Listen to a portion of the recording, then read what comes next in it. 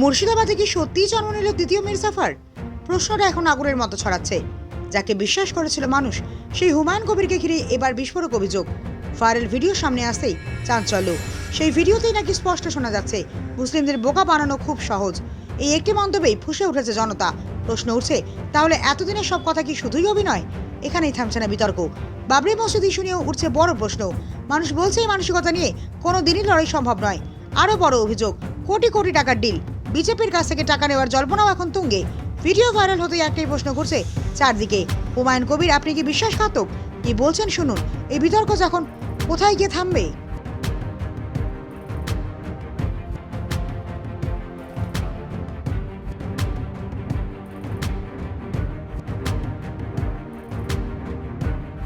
আমরা জানতাম মুর্শিদাবাদে একজন মির্জাফর ছিল, এখন দ্বিতীয় মির্জাফর হচ্ছে এই হুমায়ুন কবির। কোনো মতেই বাবরি মসজিদ হবে না, বিশেষ করে হুমায়ুন কবিরের মাধ্যমে, কারণ সে একজন দালাল, বিজেপির, বিশেষ করে বিজেপির দালাল। তাই বলছি এই হুমায়ুন কবির দ্বিতীয় মির্জাফর, একে কোনোভাবেই একে বিশ্বাস করা যাবে না। এ গাদ্দার বিজেপির 100% একজন দালাল। আপনি যে গাদ্দারি করেছেন বিশেষ করে মুসলিম সমাজকে নিয়ে, মুসলিম জাতির সঙ্গে, মুসলিম মিল্লাতের সঙ্গে, আপনি একজন গাদ্দার এবং মুর্শিদাবাদের দ্বিতীয় মির্জাফর। যখন যদি এটা 50 মিনিটে ভিডিও হয়ে থাকে, কাট করে ছাড়া হয়েছে, তাহলে 50 মিনিটে পুরো ভিডিওটা ছাড়া হোক, জনগণ, বাংলার মানুষ সেটা দেখুক সত্যটা কী আছে। আপনি তো নিজেই বলেছিলেন যে এর মধ্যে সত্যতা আছে। সেই সত্যটা কি জানতে গেলে তাহলে নিশ্চয়ই আপনার ওই যে 50 মিনিটের ভিডিওটা দেখতে হবে। তাহলে আপনি দেখান পুরো ভিডিওটা আপনি দেখান। বাংলার মানুষ সেই সত্যটা জানতে চায়, আপনি দেখান। আজকে মুসলমানরা আপনি বাবরি মসজিদ তৈরি করবেন বলে সেখানে লক্ষ লক্ষ টাকা, কোটি কোটি টাকা ঢেলেছে কেন? তাহলে এরা কি বোকার পরিচয় দিল? না, এই যে মুসলিমরা বোকা এটা আপনার কথা, কিন্তু মুসলিমরা কোনো দিন বোকা নয়। তারা কিন্তু এক আল্লাহ বিশ্বাসী, আল্লাহকে পাওয়ার জন্য, আল্লাহর ঘর তৈরি করার জন্য তারা আপনাকে বিশ্বাস করেছিল। দেখুন, মুসলিমদের বোকা বানানো সহজ কথাটা তিনি যে বলেছেন, এটাকে একটা কথা মাথায় রাখতে হবে। মুসলিম মানুষরা, মুসলিম মিল্লাতটা কোরআন হাদিসের উপরে ভিত্তি করে তারা চলে, এবং কোরআন হাদিসের ভিত্তি করে যারা চলে তারা কিন্তু নরম দিলের হয়ে থাকে। আজকের মুসলমানরা আপনি বাবরি মসজিদ তৈরি করবেন বলে সেখানে লক্ষ লক্ষ টাকা, কোটি কোটি টাকা ঢেলেছে কেন?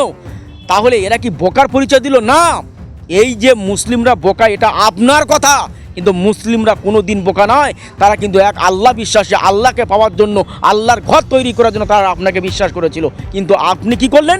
বিশ্বাসঘাতক তার প্রমাণ দিলেন। একদম নয়, কোনো মতেই বাবরি মসজিদ হবে না, বিশেষ করে হুমায়ুন কবিরের মাধ্যমে, কারণ সে একজন দালাল, বিজেপির, বিশেষ করে বিজেপির দালাল।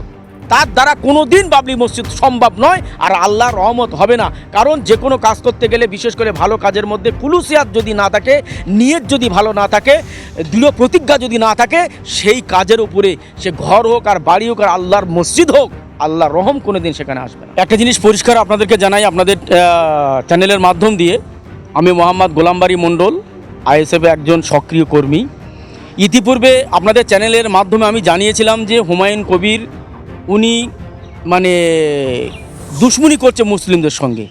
কারণ বাবরি মসজিদ কেন? বাবরি মসজিদ কোনো দিন হবে না, কারণ ওনার চিন্তাভাবনা ছিল কিছু পয়সা করে লোটা। আজকের সেই বাবরি মসজিদের নাম করে কিন্তু সে কিন্তু এই টাকাটা লুটেছে। মসজিদ কোনো দিন হবে না, কেন? বাবরি মসজিদ নাম করে যে টাকাটা তুলেছে সেটা তার প্রয়োজন ছিল, আর সে সম্পূর্ণ বিক্রি হয়েছে। ইতিপূর্বে আমি আপনাদেরকে জানিয়েছিলাম, আপনারা বিভিন্ন চ্যানেলে দেখেছেন যে হুমায়ুন কবির সে একজন মুনাফিক। তার কারণ হচ্ছে কি, সে মুসলিমদের ইমান নিয়ে, বিশ্বাস নিয়ে সে ছেলেখেলা করেছে, মুসলিমদের সঙ্গে সে বিশ্বাসঘাতক করেছে। অতএব বাবরি মসজিদ কোনো দিনের তরে উনি করবে না, কারণ মসজিদ একটা আল্লাহর ঘর, বাইতুল্লাহ, এটা মসজিদটা আল্লাহর ঘর। সে আল্লাহর ঘর করতে গেলে যদি খুলুসিয়াত না থাকে, সঠিক নিয়ত যদি না থাকে, সেই মসজিদ তৈরির পিছনে আল্লাহর রহম হবে না। আর যে কাজে আল্লাহর রহম নেই, সেই কাজ কোনো দিনের তরে হবে না। হুমায়ুন কবির সে মানুষের সঙ্গে দুশ্মনী করেছে, বিশেষ করে মুসলিম সমাজের সঙ্গে। সে আজকের কখনো টিএমসি, কখনো বিজেপি, আবার নিজে দল করার জন্য টাকার প্রয়োজন। আজকে বাবরি মসজিদের নাম করে এই যে কোটি কোটি টাকা তুলে মুসলিমদের সঙ্গে, মুসলিম সমাজের সঙ্গে, মুসলিম জাতির সঙ্গে গাদ্দারি করেছে। ও একজন গাদ্দার, ওকে গাদ্দার বলে এই বাংলার মানুষ আখ্যায়িত করেছে। আমরা জানতাম মুর্শিদাবাদে একজন মির্জাফর ছিল, এখন দ্বিতীয় মির্জাফর হচ্ছে গিয়ে এই হুমায়ুন কবির। তিনি বলছেন তো এটা এআই ভিডিও।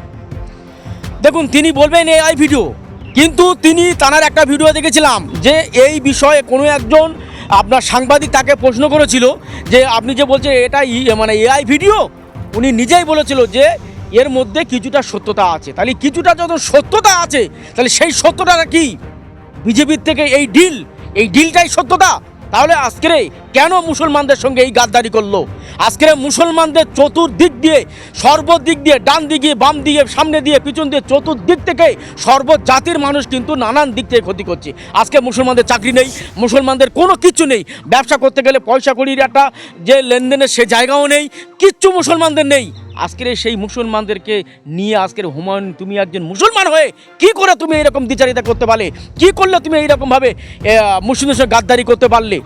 আজকে দুঃখ লাগে যে একজন মুসলিম সমাজের লোক হয়ে, একজন মানে কি বলবো সম্মানিত লোক হয়ে তুমি আজকের মুসলিমদের সঙ্গে এরকম গাদ্দারি করে তোমার সম্মানটাকে পুরো ধুলোর সঙ্গে মিশিয়ে দিলে।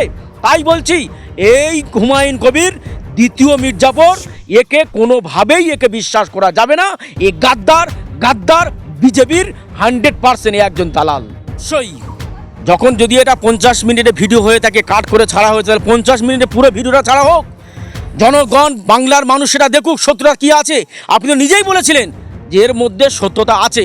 সেই সত্যটা কি জানতে গেলে তাহলে নিশ্চয়ই আপনার ওই যে 50 মিনিটের ভিডিওটা দেখতে হবে। তাহলে আপনি দেখান পুরো ভিডিওটা আপনি দেখান। বাংলার মানুষ সেই সত্যটা জানতে চায়, আপনি দেখান।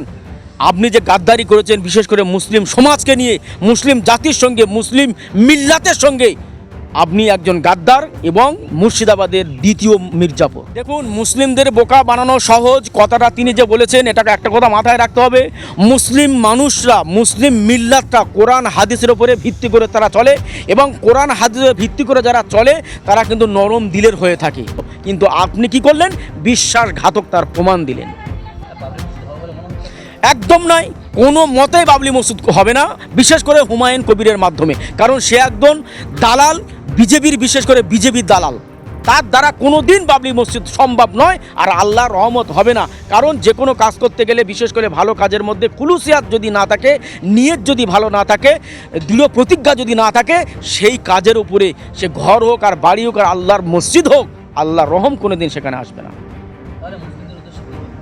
মুসলিমদের উদ্দেশ্যে এখন একটাই কথা বলবো, আগামী 2026 আপনারা চিন্তাভাবনা করে আগান। কারণ এই 2026 ভোট দিন মানে দুনিয়া বাঁচাতে হবে এবং ইমান বাঁচাতে হবে, সেই সঙ্গে আমাদের দেশ বাঁচাতে হবে। 2026 ভোটটা ইমান বাঁচাবার লড়াই এবং দেশ বাঁচাবার লড়াই। অতএব একজোট হয়ে আপনারা সঠিক মানুষকে চয়েস করুন। তার কারণ হচ্ছে কি, আজকের যে মানুষ, আজকে চিন্তা করে দেখুন নওশাদ সিদ্দিকীর উপরে কীভাবে অত্যাচার করা হচ্ছে, আজকে তার গাড়ি ভাঙচুর করা হচ্ছে। আজকের অন্যায়ের বিরুদ্ধে প্রতিবাদ করলে তার উপরে এইভাবে অত্যাচারিত হবে। তবে শুনে রাখুন, আমি এটা জোর গলায় বলছি, যতই করবে হামলা বাংলা, আইএসএফ নেবে বাংলা। যতই করবে হামলা আইএসএফ নেবেই বাংলা। কারণ মানুষ সত্য জেনে গেছে, মানুষের সম্মুখে সত্য উন্মোচিত হয়ে গেছে, প্রকাশ হয়ে গিয়েছে। আগামী 2026-এ যদি আমরা এই সত্যকে যদি প্রকাশ না করি, তাহলে কিন্তু আমাদের, বিশেষ করে মুসলমানদের ইমান, সেই সঙ্গে অন্যান্য কম যারা আছেন, অন্যান্য জাতির মানুষ যারা আছেন, তাদেরকে আমরা সম্মান করি, ভালোবাসি। হিন্দু, মুসলিম, দলিত, আদিবাসী সকলে মিলে যদি এই 2026 ভোটটাকে যদি সঠিকভাবে না করা যায়, আগামী দিনে কিন্তু এই টিএমসি বলুন, এই বিজেপি বলুন, এই আরএসএস বলুন, এরাই কিন্তু এই দেশটা শেষ করে দেবে। কারণ আমরা জানি বিজেপি, টিএমসি টাকার এপিট ওপিট, সেই সঙ্গে ভিতর থেকে মদত দিচ্ছে শয়তান কুচক্রী আরএসএস বজরঙ্গের দলেরা।